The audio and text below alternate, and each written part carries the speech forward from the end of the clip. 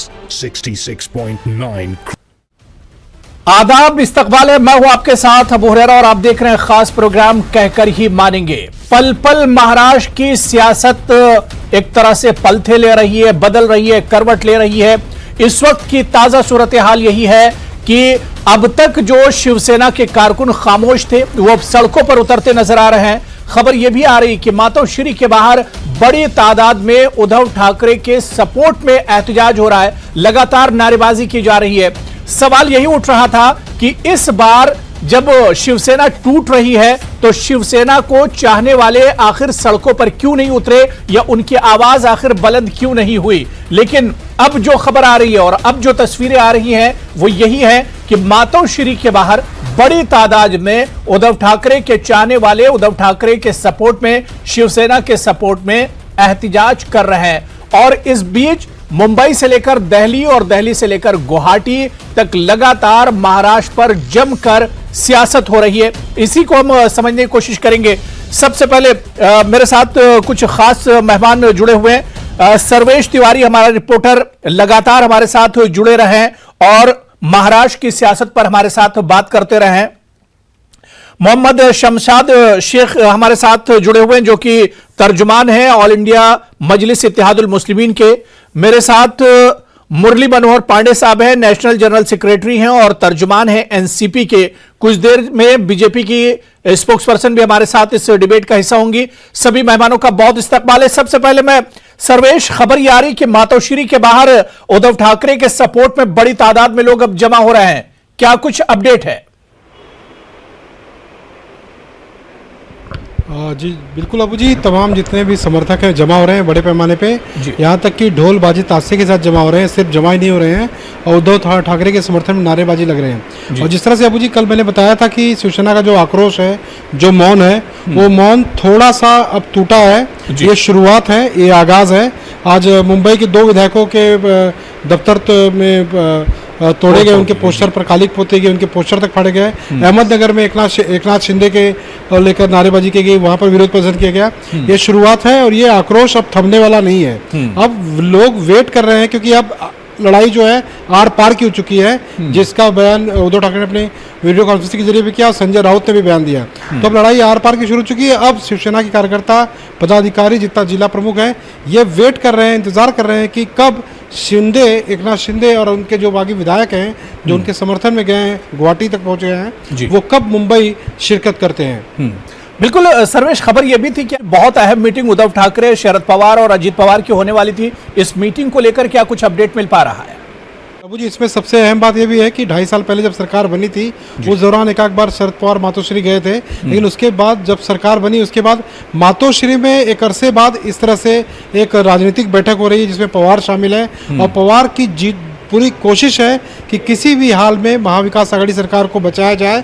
हालांकि अभी तक चाहे उद्धव ठाकरे की बात करें, शरद पवार की बात करें, प्रफुल्ल पटेल की बात करें, अजित पवार के बयान को देखें या एनसीपी के दूसरे जो नेता हैं जो प्रदेश अध्यक्ष के साथ साथ कैबिनेट मंत्री भी हैं, जयंत पाटिल के बयान को देखें, इनके बयान में किसी भी प्रकार का कोई जो एक उदासी होता है वो नज़र नहीं आ रहा है। इनका साफ कहना है कि वो जब भी फ्लोर पर जाएंगे तो बहुमत साबित कर देंगे। तो इन्होंने गठजोड़ जरूर कुछ न कुछ की है। अब ये गठजोड़ क्या निर्दलीय विधायकों का है, क्या बीजेपी के खेमे में कोई विधायक से ये संपर्क कर रहे हैं, या फिर शिवसेना के विधायक जो वहां पर एकनाथ शिंदे के साथ हैं वो आने की कवायद में है। चुपके से भले शिंदे के साथ वो बैठे जरूर हैं, लेकिन मुंबई आने के बाद जब फ्लोर टेस्ट की बात होगी तो क्या वो उद्धव ठाकरे के साथ अचानक से चले जाएंगे? तो कहीं ना कहीं कुछ खिचड़ी जरूर पक रही है, लेकिन वो तस्वीर साफ नहीं हो पा रही है। बिल्कुल, यानी तस्वीर अभी बहुत साफ एक तरह से महाराष्ट्र की नहीं है, लेकिन इतना जरूर है कि सियासत लगातार हो रही है और पल पल ये सियासत एक तरह से बदल भी रही है। शमशाद जी, महाराष्ट्र में जिस तरह के हालात हैं, खासतौर से सियासी हालात, उथल पुथल पिछले 4-5 दिनों से जो सियासत चल रही है महाराष्ट्र से लेकर गुवाहाटी और दिल्ली तक, एमआईएम इसे किस तरह से देख रही है? किस तरह से आप लोग इस सियासत को देख पा रहे हैं? देखिए, आप जैसा कि जानते हैं कि एमआईएम जो है ये महाविकास आघाड़ी सरकार की निंदा करती आई है, इनके कामों की निंदा करती आई है। भाजपा की हमने हमेशा जो है कई कार्यों पर इनके आपत्ति उठाई है जी। और हमारे जो है राजनीतिक मतभेद हैं। हमारी जो विचारधाराएं वो अलग हो सकती हैं जी। और हैं भी, लेकिन इसका मतलब ये नहीं होता कि जिस तरीके से बीजेपी ने ये ऑपरेशन लोटस चालू करके महाराष्ट्र के स्टेट की सरकार को नुकसान पहुंचाया, हम ये कहेंगे कि एमएलए को अगवा किया गया है जी। जितने भी एमएलए हैं उसमें से कई बार इस तरह का आया है सामने, जैसा कि एक ने कहा कि मुझे जबरन उठाकर ले गए, जब मैं वहां से आना चाहा तो मुझे आने नहीं दिया गया जी। हमने एक रिकॉर्डिंग भी देखी जो ये मीडिया पर बहुत चली, जिसमें एक आमदार को जो है धमकाया जा रहा है एक आईपीएस के जरिए। तो सीधा सीधा हम लोगों को तो ये लगता है कि ये बीजेपी की शरण में जाकर के कुछ लोगों ने ये खेल खेला है जी। और जिन लोगों ने ये काम किया है उनके ऊपर अपहरण का केस तो लगना चाहिए। सरकार अगर महाराष्ट्र की है तो गुवाहाटी में क्यों बनेगी? आमदार अगर महाराष्ट्र के हैं तो वो लोग गुवाहाटी में और सूरत में क्या कर रहे हैं? बहुत सीधा सीधा सवाल उठता है बीजेपी पर डायरेक्ट। सूरत में इन लोगों ने इसलिए रखा ताकि महाराष्ट्र की सरकार दबाव न बना सके, अपने लोगों को वापस न ला सके। जब उनको मालूम पड़ा कि ये लोग सीबीआई के जरिए कार्रवाई करना चाहते हैं, उसी वक्त इन लोगों ने सारे आमदार को उठा करके गुवाहाटी शिफ्ट कर दिया। आखिर ये करना क्या चाहते हैं हिंदुस्तान में? गुंडागर्दी से सरकार बनाना चाहते हैं। मैं सर्वेश आपके पास आना चाहूंगा। सर्वेश, जो मीटिंग होने वाली है इसके क्या कुछ माने निकाले जाएं? क्योंकि पिछले कई दिनों से लगातार मीटिंगों का यह सिलसिला चल रहा है। अब क्योंकि काफी वक्त हो चुका है, 4-5 दिन गुजर चुके हैं, इस पर मरकजी सरकार की भी नजर होगी, गवर्नर की भी नजर होगी, जो कुछ सियासी उथल पुथल इस वक्त महाराष्ट्र में है। देखिए, पिछले 3-4 दिनों में एनसीपी की तकरीबन 7 से 8 बैठकें हो चुकी हैं। कांग्रेस की भी इतनी बैठकें हो चुकी हैं, शिवसेना की भी इतनी बैठकें हो चुकी हैं, शिवसेना की कुछ ज़्यादा ही बैठकें हो चुकी हैं। जिस तरह से लगातार बैठकों का दौर जारी है और जिस तरह से शरद पवार अपने पार्टी में तो इंटरफेयर कर ही रहे हैं, कांग्रेस के खेमे को भी साथ में लिए हुए हैं, उद्धव ठाकरे से भी लगातार बातचीत कर रहे हैं, तो इसका मतलब साफ है कि शरद पवार एक बड़ा नाम है।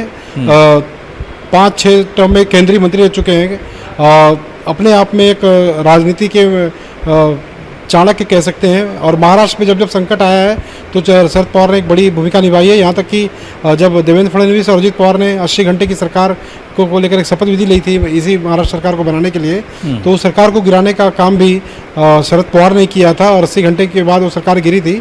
तो शरद पवार को यहाँ पर हल्के में नहीं लिया जा सकता, लेकिन थोड़ी सी कानूनी लड़ाई जरूर हो सकती है कि जिस तरह से एकनाथ शिंदे अपने संख्या बल का दावा कर रहे हैं और यहाँ पर अब तक 17 विधायकों को जो उनकी जो अधिकार छीन लिए गए हैं उपाध्यक्ष, विधानसभा उपाध्यक्ष के जरिए, और उन उपाध्यक्ष को लेकर भी शिंदे की तरफ से लेटर जारी किया गया है कि उपाध्यक्ष ने जो बर्खास्तगी की है विधायकों की वो पूरी तरह से गैर कानूनी है। एक संविधान का एक अनुच्छेद 10 का हवाला दिया गया है कि इस अनुच्छेद के मुताबिक ये गलत है, वो ये कदम नहीं उठा सकते। 2 निर्दलीय विधायकों ने इस अनुच्छेद को लेकर विधान सभा में पत्र भी दिया है। तो कुल मिला कर ये धीरे धीरे लड़ाई अब कानूनी दावपेच में आगे जाकर फंसेगी।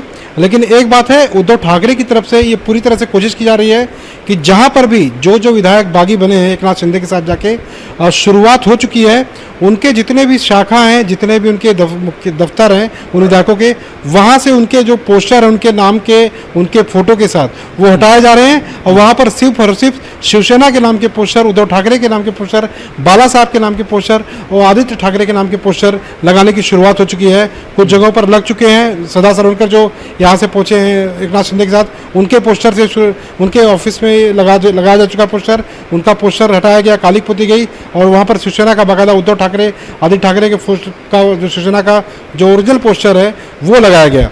तो कहीं ना कहीं ये शुरुआत हो चुकी है, ये शुरुआत अब रुकने वाली नहीं है। अब सियासत एक तरह से गरमा रही है, शिवसेना भी अब एक तरह से सड़कों पर निकल रही है।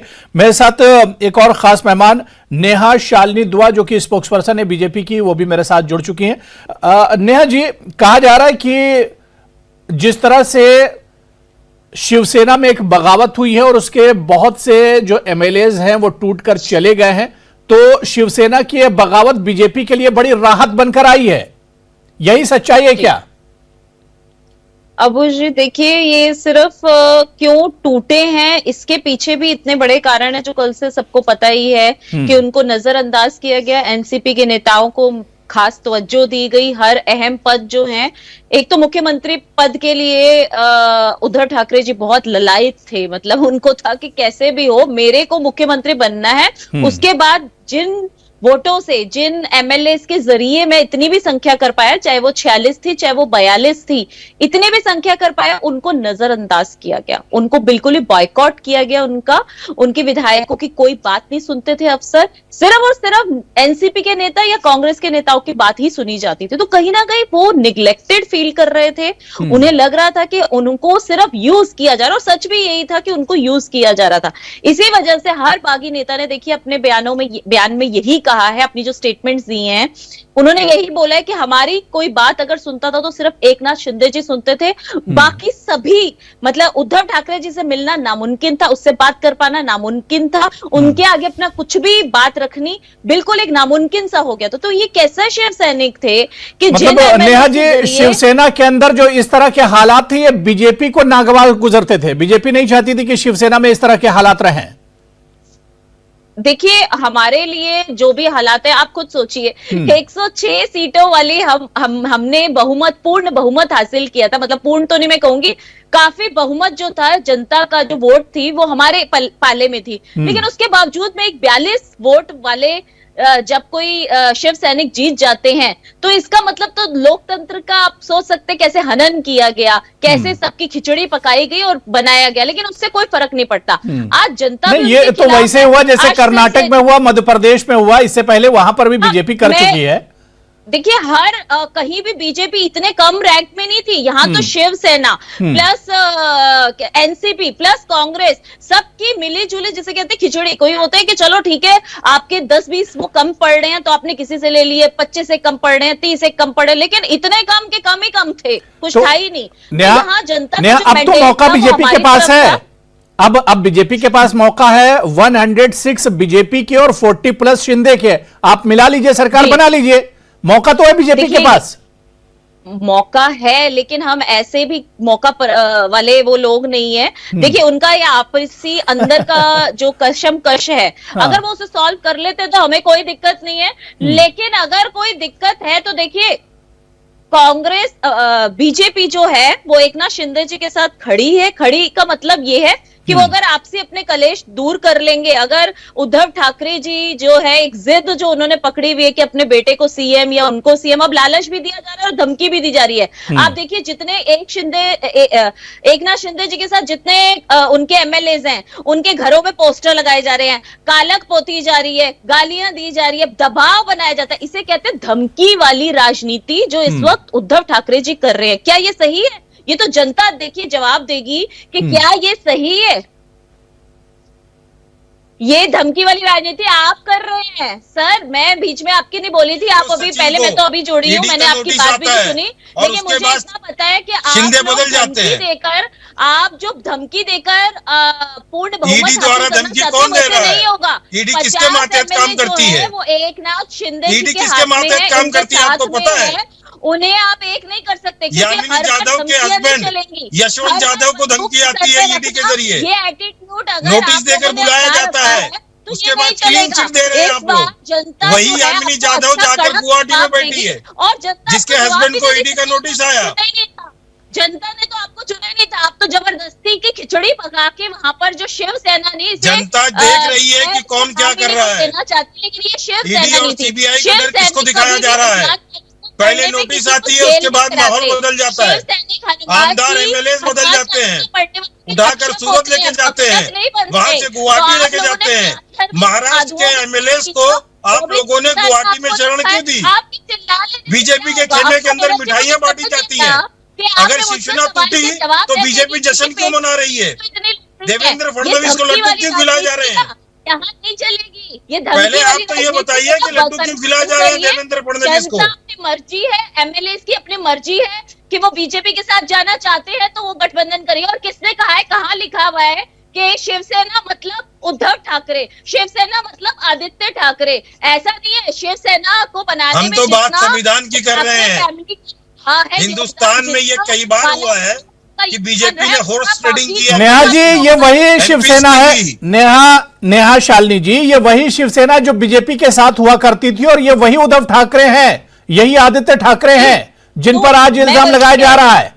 अप्पू जी, आप ये नहीं समझ रहे कि सिर्फ शिवसेना का मतलब उद्धव ठाकरे, आदित्य ठाकरे नहीं है। तो ये मतलब शिवसेना बदल तो नहीं गई, ये पहले ही वाली शिवसेना है ना, जो बीजेपी के साथ हुआ करती थी, वही शिवसेना है ये शिवसेना बदल नहीं गई है। लेकिन सिर्फ जो इनके साथ रहेगा और उद्धव ठाकरे वो देशभक्त है, से और नहीं वरना ये तो पीडीपी के साथ भी सरकार बना लेते हैं। एक नाथ शिंदे जी भी शिवसैनिक है और एक नाथ शिंदे जी के साथ चलिए, ठीक है, 42 ठीक है, शमशाद शेख जी, शमशाद जी, मैं नेहा जी आ रहा हूं, नेहा जी मैं दोबारा से आ रहा हूं, मैं शमशाद जी से एक सवाल ले लेता हूं। शमशाद जी, क्योंकि अब जो हालात बन रहे हैं, ऐसे में लग रहा है कि आगे चलकर फ्लोर टेस्ट भी आएगा, हो सकता है कि चुनाव की नौबत आ जाए। अगर फ्लोर टेस्ट होता है और महाविकास अघाड़ी को अपनी ताकत दिखानी पड़ती है, क्या एमआईएम के पास भी 2-4 जो एमएलएज हैं, या एमआईएम भी महाविकास अघाड़ी के हक में जाएगी? देखिए, ये बता पाना अभी मुश्किल है, और हम इस तरह की कोई बात नहीं करेंगे। ये हमारे जो वरिष्ठ नेता हैं वो डिक्लेयर करेंगे कि हमें किस तरफ जाना है या किस तरफ रहना है।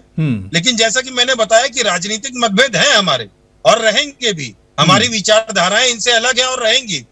लेकिन ये जो हॉर्स ट्रेडिंग का काम हो रहा है, हमने आज नहीं हमेशा की राजनीति में देखा है। क्या हमने संसद में नहीं देखा कि कैश रुपए, कई करोड़ रुपए टेबल पर रखे गए? क्या हमने नहीं देखा कि कई बार जो है एमएलए को खरीदने की कोशिश की गई? और ये जब भी हुआ बीजेपी और कांग्रेस के जमाने में हुआ। तो ये ऐसा क्यों होता है कि एमएलए? मुरली मनोहर पांडे जी, मेरी आवाज सर आ रही है?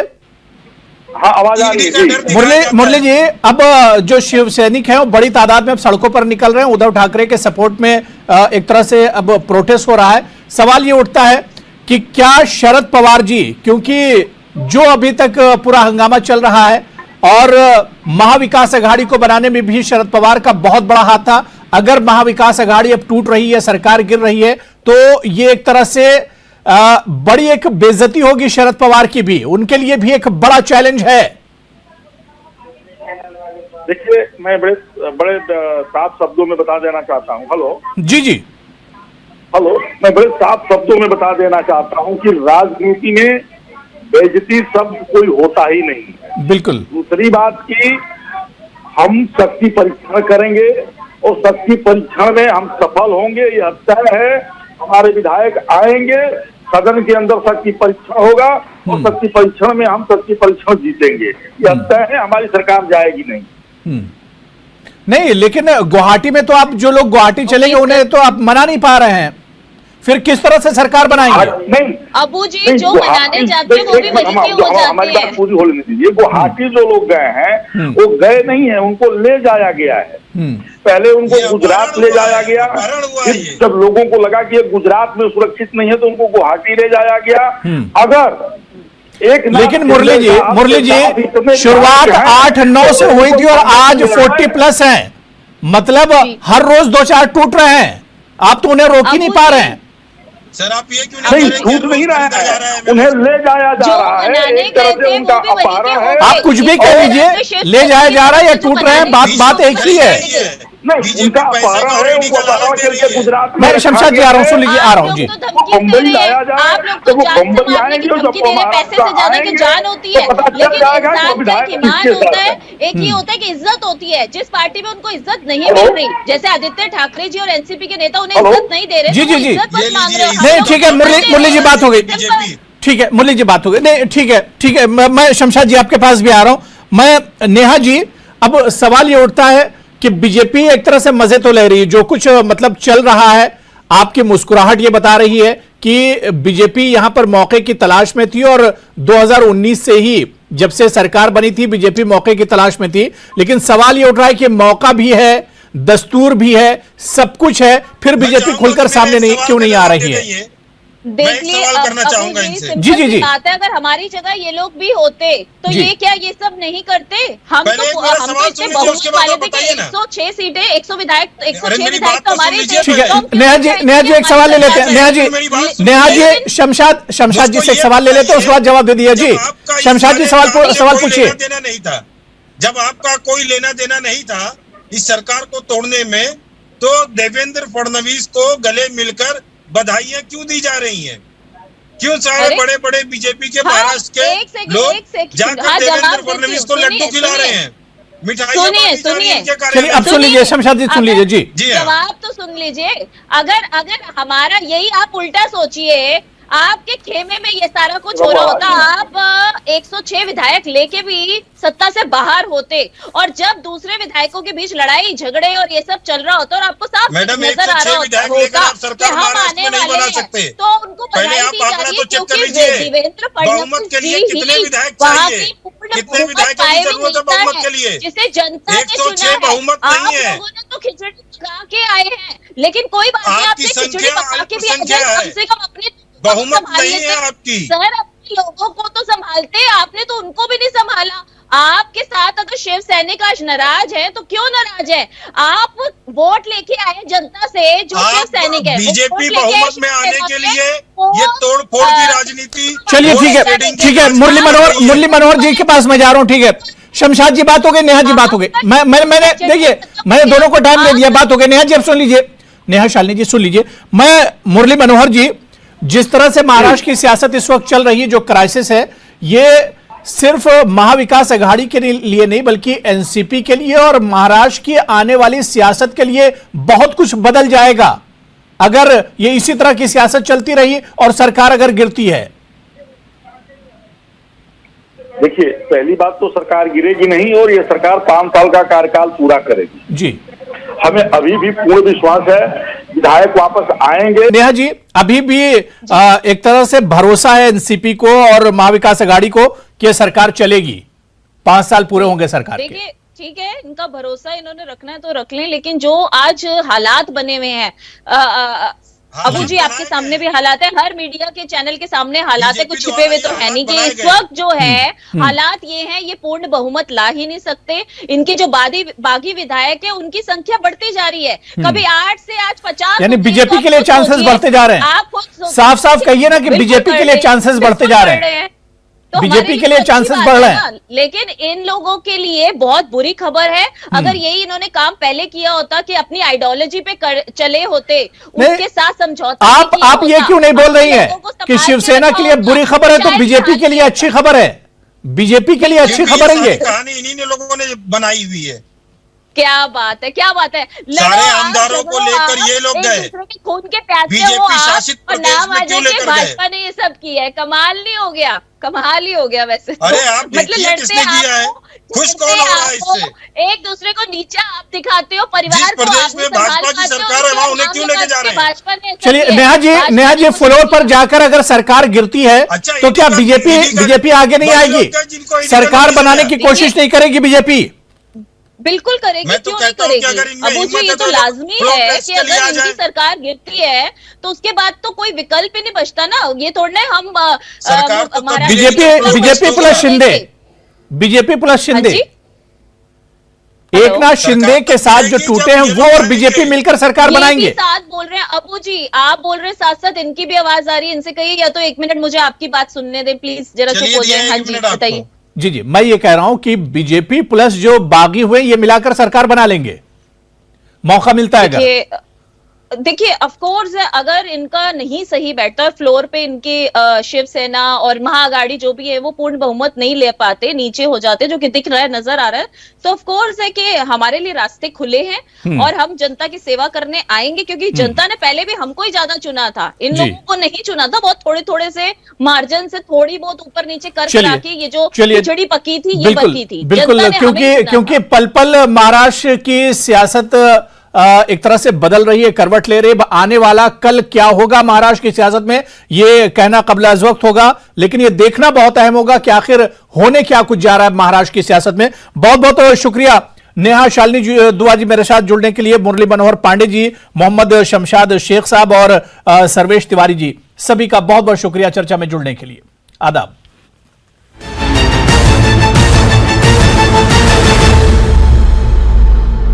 हमारे